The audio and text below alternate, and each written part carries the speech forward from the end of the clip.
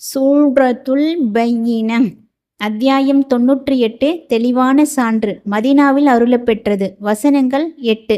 திருக்குர்ஆனின் 98வது அத்தியாயம் அல் பையினா ஆகும். இது நபி ஸல்லல்லாஹு அலைஹி வஸல்லம் அவர்கள் மக்காவிலிருந்து மதீனாவிற்கு புலம்பெயர்ந்து ஹிஜ்ரத் சென்ற பின்னர் அருளப்பெற்ற மதனி அத்தியாயம் ஆகும். இதில் 8 திருவசனங்கள் இடம்பெற்றுள்ளன. ஆனந்த கண்ணீர் சிந்திய உபை ரலியல்லாஹு அன்ஹு அவர்கள். அனஸ் பின் மாலிக் ரலியல்லாஹு அன்ஹு அவர்கள் கூறியதாவது, அல்லாஹ்வின் தூதர் ஸல்லல்லாஹு அலைஹி வஸல்லம் அவர்கள் உபை பின் கஅப் ரலியல்லாஹு அன்ஹு அவர்களிடம், உங்களுக்கு லம் யகுனில் லதீன கஃபரு மின் அஹ்லில் கிதாப் என்று தொடங்கும் இந்த அத்தியாயத்தை ஓதி காட்டுமாறு அல்லாஹ் என்னை பணித்துள்ளான் என்று சொன்னார்கள். உபை பின் கஅப் ரலியல்லாஹு அன்ஹு அவர்கள், அல்லாஹ் தங்களிடம் என் பெயரை குறிப்பிட்டா அப்படி சொன்னான் என்று கேட்டார்கள். அல்லாஹ்வின் தூதர் ஸல்லல்லாஹு அலைஹி வஸல்லம் அவர்கள் ஆம் என்று பதிலளிக்க, ஆனந்த மிகுதியால் அப்போது உபை பின் கஅப் ரலியல்லாஹு அன்ஹு அவர்கள் அழுதே விட்டார்கள். ஓதி காட்டுமாறு இறைக்கட்டளை. அப்துல் ரஹ்மான் பின் அப்சா ரலியல்லாஹு அன்ஹு அவர்கள் கூறியதாவது, ஒருமுறை அல்லாஹ்வின் தூதர் ஸல்லல்லாஹு அலைஹி வஸல்லம் அவர்கள் உபை பின் கஅப் ரலியல்லாஹு அன்ஹு அவர்களிடம், இன்னின அத்தியாயங்களை உங்களுக்கு ஓதி காட்டுமாறு நான் பணிக்கப்பட்டுள்ளேன் என்று சொன்னார்கள். அப்பொழுது உபை பின் கஅப் ரலியல்லாஹு அன்ஹு அவர்கள், அல்லாஹ்வின் தூதரே, அங்கே அகிலத்தாரின் அதிபதியிடம் நான் பிரஸ்தாபிக்கப்பட்டேனா என கேட்டார்கள். அதற்கு நபி அவர்கள் ஆம் என பதில் அளித்தார்கள். இவ்வாறு என்னிடம் கூறிய உபை பின் கஅப் ரலியல்லாஹு அன்ஹு அவர்களிடம் நான், அபுல் முன்திர் அவர்களே, அப்பொழுது நீங்கள் மகிழ்ச்சி அடைந்திருப்பீர்களே என்றேன். அதற்கு அவர்கள், நபியே, அல்லாஹ்வின் இந்த அருளுக்காகவும் அவனது கருணைக்காகவுமே அவர்கள் மகிழ்ச்சி அடையட்டும். அதுதான் அவர்கள் திரட்டி கொண்டிருப்பதை விட சிறந்ததாகும் என்று நீர் கூறுவீராக என அல்லாஹ் கூறியிருக்கும்போது மகிழ்ச்சி அடைவதில் எனக்கென்ன தடை உள்ளது என்றார்கள். அத்தியாயம் 10 வசனம் 58. மற்றொரு அறிவிப்பில் உபை பின் கஅப் ரலியல்லாஹு அன்ஹு அவர்கள் கூறியிருப்பதாவது, ஒருமுறை அல்லாஹ்வின் தூதர் ஸல்லல்லாஹு அலைஹி வஸல்லம் அவர்கள் என்னிடம், குர்ஆனை உங்களுக்கு ஓதி காட்டுமாறு அல்லாஹ் என்னை பணித்துள்ளான் என்று கூறிவிட்டு, லம் யகுனில் லதீன கஃபரு மின் அஹ்லில் கிதாப் எனும் இந்த அத்தியாயத்தை என்னிடம் ஓதி காட்டினார்கள். இந்த அத்தியாயத்தில் பின்வரும் வாசகங்களையும் சேர்த்தே ஓதினார்கள். ஆயினும் அந்த வாசகங்கள் அதன் பின் குர்ஆனில் இருந்து காலாவதி ஆயிற்று. ஆதமின் மகன் ஒரு நீரோடை நிறைய செல்வத்தை கோரி அதை நான் கொடுத்தாலும் அவன் இரண்டாவதை கோருவான். அவன் இரண்டாவதை கோரி அதையும் நான் கொடுத்தாலும் அவன் மூன்றாவதை கோருவான். ஆதமின் மகனுடைய வயிற்றை மண்ணை தவிர வேறு எதுவும் நிரப்பாது. பாவங்களிலிருந்து திருந்தி பாவ மன்னிப்பு கோரி மீண்டு விட்டவரின் கோரிக்கையை அல்லாஹ் ஏற்றுக்கொள்கின்றான். அல்லாஹ்விடம் அங்கீகரிக்கப்பட்ட அந்த மார்க்கம் இணை கற்பிக்கும் மதமோ யூத மதமோ கிறிஸ்துவ மதமோ அல்ல. அசத்தியத்தை விட்டு விலகி சத்தியத்தில் நிலைத்து நிற்கும் இஸ்லாமிய மார்க்கமே. யார் நன்மை செய்கிறாரோ அது அவரிடமிருந்து நிராகரிக்கப்பட மாட்டாது. அவருக்கு தனியாக ஒதிக்காட்டியது ஏன்?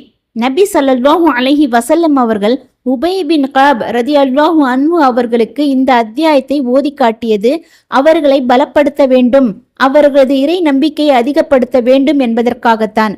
ஏனென்றால் அதற்கு முன்னர் ஒரு சமயம் குர்ஆனில் ஒரு பகுதியை அல்லாஹ்வின் தூதர் ஸல்லல்லாஹு அலைஹி வஸல்லம் அவர்கள் ஓதி காட்டியதற்கு மாற்றமாக அப்துல்லா பின் மஸ்ஊத் ரலியல்லாஹு அன்ஹு அவர்கள் ஓதிக்கொண்டிருந்தார். அது உபை பின் கஅப் ரலியல்லாஹு அன்ஹு அவர்களுக்கு புதுமையாக இருந்தது. உடனே அவரை நபி ஸல்லல்லாஹு அலைஹி வஸல்லம் அவர்களிடம் அழைத்துச் சென்றார்கள். அப்பொழுது நபி அவர்கள் உபை பின் கஅப், அப்துல்லா பின் மஸ்ஊத் ரலி ஆகிய இருவரையும் சம்பந்தப்பட்ட அந்த பகுதியை ஓதி காட்டச் சொன்னார்கள். ஓதி முடித்ததும் இருவரிடமும் சரியாகவே ஓதினீர்கள் என்றார்கள். உபை பின் கஅப் ரலியல்லாஹு அன்ஹு அவர்கள் கூறியதாவது, இதை கேட்டவுடன் நபி அவர்கள் விஷயத்தில் சந்தேகம் என்னை தொற்றிக் கொண்டது. அறியாமை காலத்தில் கூட இத்தகைய சந்தேகம் எனக்கு ஏற்பட்டதில்லை. உடனே அல்லாஹ்வின் தூதர் ஸல்லல்லாஹு அலைஹி வஸல்லம் அவர்கள் என் நெஞ்சில் ஒரு அடி அடித்தார். அடி விழுந்ததும் எனக்கு வியர்த்து கொட்டியது. அச்சத்தால் எனக்கு அல்லாஹ்வே காட்சி அளிப்பதை போல் இருந்தது. 7 ஓதல் முறைகள். அப்பொழுது அல்லாஹ்வின் தூதர் ஸல்லல்லாஹு அலைஹி வஸல்லம் அவர்கள் என்னிடம் பின்வருமாறு கூறினார்கள். வானவர் ஜிப்ரீல் அலை அவர்கள் என்னிடம் வந்து, குர்ஆனை உங்கள் சமுதாயத்திற்கு ஒரே ஒரு ஓதல் முறைப்படி ஓதி காட்டுமாறு உங்களுக்கு அல்லாஹ் கட்டளையிடுகின்றான் என்று கூறினார்கள். உடனே நான் அல்லாஹ்விடம் விமோசனத்தையும் பாவ மன்னிப்பையும் பிழை பொறுத்தலையும் வேண்டுகின்றேன் என்று கூறினேன். அதற்கு ஜிப்ரில் அலை அவர்கள், குர்ஆனை உங்கள் சமுதாயத்திற்கு 2 ஓதல் முறைகளின்படி ஓதி காட்டுமாறு உங்களுக்கு அல்லாஹ் கட்டளையிடுகின்றான் என்று கூறினார்கள். இவ்வாறு ஓதல் முறையை அதிகப்படுத்தி சொல்லிக்கொண்டே வந்தார்கள். இறுதியாக ஜிப்ரில் அலை அவர்கள், குர்ஆனை உங்கள் சமுதாயத்திற்கு 7 ஓதல் முறைகளின்படி ஓதி காட்டுமாறு உங்களுக்கு அல்லாஹ் கட்டளையிடுகின்றான் என்று கூறினார்கள். இந்த அத்தியாயத்தில் அல்லாஹ்விடமிருந்து வந்த ஒரு தூதரே அவர். பரிசுத்தமான ஏடுகளை ஓதி காட்டுவார். அவற்றில் சீரான தொகுதிகள் உள்ளன எனும் வசனங்கள் இடம்பெறுகின்றன. எனவே இந்த அத்தியாயம் அருளப்பெற்ற பொழுது அல்லாஹ்வின் தூதர் ஸல்லல்லாஹு அலைஹி வஸல்லம் அவர்கள் உபை பின் கஅப் ரலியல்லாஹு அன்ஹு அவர்களை அழைத்து அவர்களிடம் இந்த அத்தியாயத்தை ஓதி காட்டினார்கள். இவ்வாறு ஓதி காட்டியது வேத அறிவிப்பை எட்டச் செய்தல், இதயங்களில் பதித்தல், மேலும் எச்சரித்தல் ஆகிய முறைகளில் அமைந்ததே ஆகும். வெறுமனே கற்றல், நினைவில் நிறுத்த தூண்டுதல் ஆகிய அடிப்படைகளில் அல்ல. அல்லாஹ்வே நன்கறிந்தவன். உமர் ரலியல்லாஹு அன்ஹு அவர்களுக்கு ஓதி காட்டியது போல் இது ஹுதைபியா உடன்படிக்கையின் போது உமர் பின் அல் கத்தாப் ரலியல்லாஹு அன்ஹு அவர்கள் அல்லாஹ்வின் தூதர் ஸல்லல்லாஹு அலைஹி வஸல்லம் அவர்களிடம் கேட்ட அந்த வினாக்களை போன்றதுதான். அந்த வினாக்களில் பின்வருவதும் ஒன்றாகும். விரைவில் நாம் இறை இல்லம் காபாவுக்கு சென்று தவாப் செய்வோம் என்று தாங்கள் எங்களிடம் தெரிவிக்கவில்லையா என உமர் ரலியல்லாஹு அன்ஹு அவர்கள் கேட்டார்கள். அதற்கு நபி அவர்கள், ஆம், ஆனால் இந்த ஆண்டே காபாவுக்கு செல்வீர்கள் என்று நான் உங்களுக்கு சொன்னேனா என திருப்பி கேட்டார்கள். உமர் ரலியல்லாஹு அன்ஹு அவர்கள் இல்லை என பதிலளித்தார்கள். நபி ஸல்லல்லாஹு அலைஹி வஸல்லம் அவர்கள், நீங்கள் நிச்சயம் காபாவுக்கு சென்று அங்கு தவாப் செய்வீர்கள் என்று கூறினார்கள். மக்கள் ஹுதைபியாவிலிருந்து திரும்பிய போது நபி ஸல்லல்லாஹு அலைஹி வஸல்லம் அவர்களுக்கு அல் ஃபத் என்னும் அத்தியாயத்தை அல்லாஹ் அருளினான். அப்பொழுது நபி அவர்கள் உமர் பின் அல் கத்தாப் ரலியல்லாஹு அன்ஹு அவர்களை அழைத்து அந்த அத்தியாயத்தை அவர்களிடம் ஓதி காட்டினார்கள். நிச்சயமாக அல்லாஹ் தன் தூதரின் கனவை மெய்யாகவே அவருக்கு நனவாக்கி விட்டான். அல்லாஹ் நாடினால் நிச்சயமாக நீங்கள் புனித பள்ளிவாசலில் அச்சமற்றவர்களாக நுழைவீர்கள் எனும் வசனம் அந்த அத்தியாயத்தில் இடம்பெற்றுள்ளது. அளவில்லா அருளாளன், நிகரில்லா அன்புடையோன் அல்லாஹ்வின் திருப்பெயரால். ஏக இறையை ஏற்க மறுத்த வேதக்காரர்களும் இணை கற்பிப்போரும் தெளிவான சான்று தமக்கு வரும் வரை இறை மறுப்பிலிருந்து விலகாமலே இருந்தனர். அல்லாஹ்விடமிருந்து வந்த ஒரு தூதரே அந்த சான்று. அவர் பரிசுத்த ஏடுகளை ஓதி காட்டுவார். அவற்றில் சீரான தொகுதிகள் உள்ளன. தமக்கு தெளிவான சான்று வந்த பின்னரே தவிர வேதம் வழங்க பெற்றோர் தமக்குள் பிளவுபடவில்லை.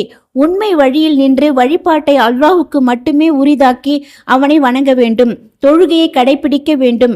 ஜகாத் என்னும் கட்டாய தர்மத்தை வழங்க வேண்டும் என்றே தவிர வேறெதுவும் அவர்களுக்கு கட்டளையிடப்படவில்லை.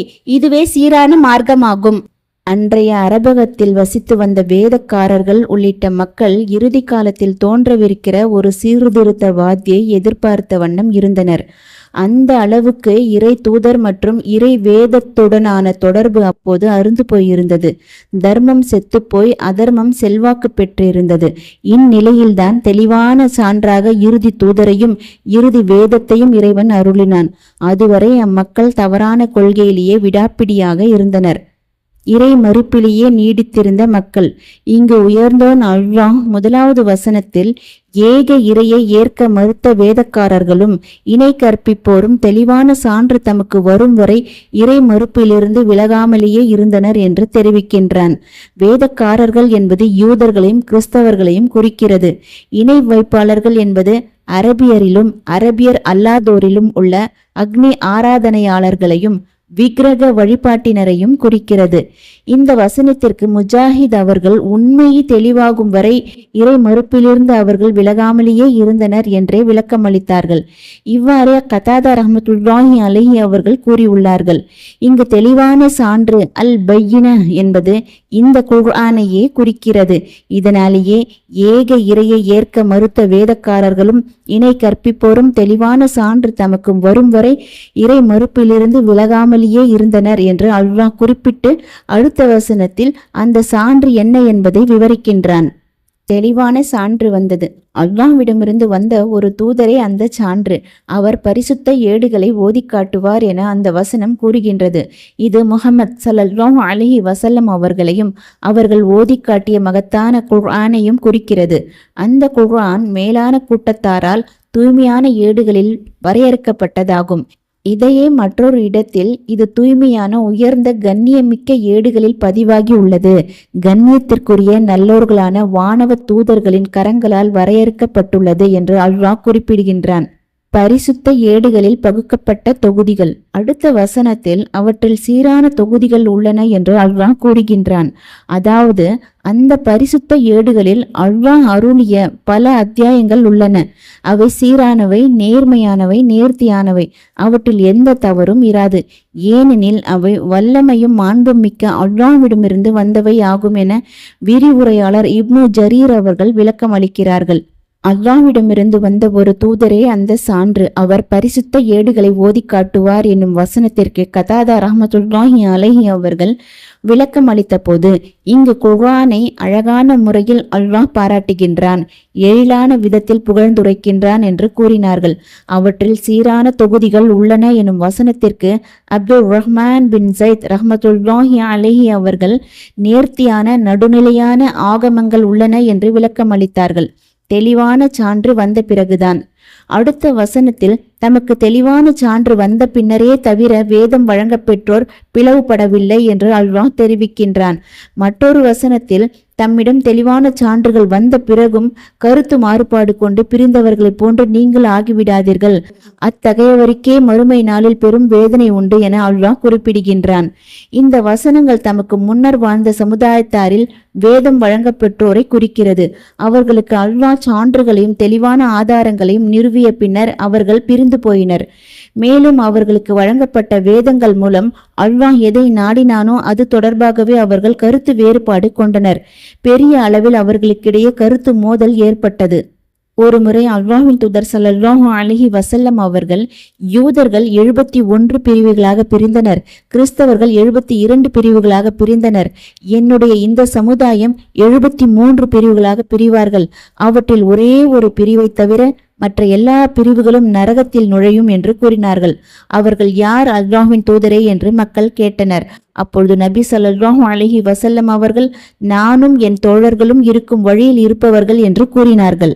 அவர்களுக்கு அருளப்பெற்ற கட்டளைகள். அடுத்த வசனம் வழிபாட்டை அல்லாஹுக்கு மட்டுமே உரிதாக்கி அவனை வணங்க வேண்டும் என்றே தவிர வேறெதுவும் அவர்களுக்கு கட்டளையிடப்படவில்லை என்று கூறுகின்றது.